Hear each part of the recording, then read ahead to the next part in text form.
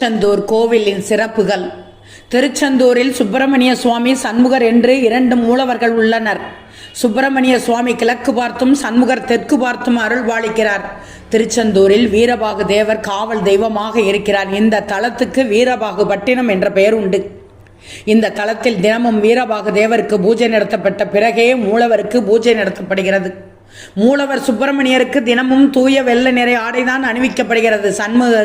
சண்முகருக்கு சிறப்பு பச்சை நிற ஆடைகள் அணிவிக்கப்படும். மூலவருக்கு பின்புறம் சுரங்க அறை உள்ளது. உள்ளே சென்றால் முருகன் பூஜித்த பஞ்சலிங்கங்களை பார்க்கலாம். இதற்கு பாம்பரை என்ற பெயர். இடது பக்கத்தில் வள்ளி குகை உள்ளது. இந்த குகைக்கு முன்புள்ள சந்தன மலையில் தொட்டில் கட்டினால் குழந்தை பாக்கியம் கிடைக்கும். சண்முகர், ஜெயந்திநாதர், குமரவிடங்கர், அழைவாய் பெருமான் என 4 உற்சவர்கள் இருக்கிறார்கள். குமரவிடங்கரை மாப்பிள்ளை சுவாமி என்றும் அழைக்கப்படுகிறார். இந்த கோபுரம் 17ஆம் நூற்றாண்டில் கட்டப்பட்டது. 9 அடுக்குகளை கொண்ட இந்த கோபுரம் 157 அடி உயரம் கொண்டது. திருச்செந்தூர் முருகனே போற்றி என்ற தலைப்பில் அருணகிரிநாதர் 83 திருப்புகழ் பாடல் பாடியுள்ளார். இந்த பாடல்களை பக்தி சிரத்தையுடன் பாடினால் பாவங்கள் நீங்கும். பிரணவ மந்திரம் ஓம் என்னும் வடிவில் அமைந்துள்ளது இந்த கோவில். மூலவருக்கு பக்தர்கள் தங்க அங்கி அணிவித்து வழிபடலாம். இந்த வழிபாட்டின் போது முருகருக்கும் பரிகார தெய்வங்களுக்கும் தங்க அங்கி வைரவேல் அணிவிக்கப்படும். சண்முக விலாசம் என்னும் மண்டபம் 120 அடி உயரமும் 60 அடி அகலமும் கொண்டது. 124 தூண்கள் அதை தாங்குகிறது. மூலவர் முன்னுள்ள இடம் மணியடி எனப்படுகிறது. இங்கு நின்று சுப்பிரமணியரை தரிசிப்பது சிறப்பானதாக கருதப்படுகிறது. நாளி கிணறு 24 அடி ஆழத்தில் உள்ளது. இங்கு நீராடிய பிறகுதான் கடலில் நீராட வேண்டும்.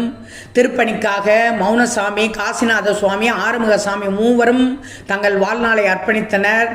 அவர்களது சமாதி நாளிக்கிணறு அருகே உள்ளது. இந்த திருத்தலம் மன்னர் வளைகுடா கடலின் கரையோரத்தில் அலைகள் தழுவ அமைந்திருப்பதால் அலைவாய் என்று அழைக்கப்பட்டு பின் திரு என்றும் அடைமொழி சேர்க்கப்பட்டு திருச்சீரலைவாய் என்று அழைக்கப்படுகிறது. கோவிலுக்கு செல்லும் வழியில் தூண்டுகை விநாயகர் கோவில் உள்ளது. இந்த விநாயகரை வணங்கிய பின்னர் தான் முருகப்பெருமானை வணங்கணும். வெற்றிவேல் முருகப்பெருமானின் வெற்றிவேல் மாமரமாக மாறி நின்ற சூரபத்மனை பிளவுபடுத்திய இடம் திருச்செந்தூரிலிருந்து 3 கிலோமீட்டர் தூரத்தில் கடற்கரை ஓரமாக மாப்பாடு என்ற இடம் தற்போது மணப்பாடு என்று அழைக்கப்படுகிறது. முருகனின் அவதார நோக்கம் அசுரர்களை சம்ஹாரம் செய்வதுதான். முருகன் தலங்களிலேயே திருச்செந்தூர் தலமே தெய்வீக சிறப்பும் தனித்துவமும் கொண்டது. அது மட்டுமன்றி இத்தல இறைவன் ஞானத்தை அருளி தீயவைகளிடமிருந்து நம்மை காப்பாற்றுகிறார்.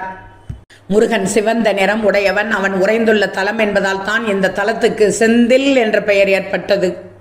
பூஜைகளில் விஸ்வரூப தரிசனம், நிர்மாலய பூஜையே மிக மிக முக்கியமான பூஜை.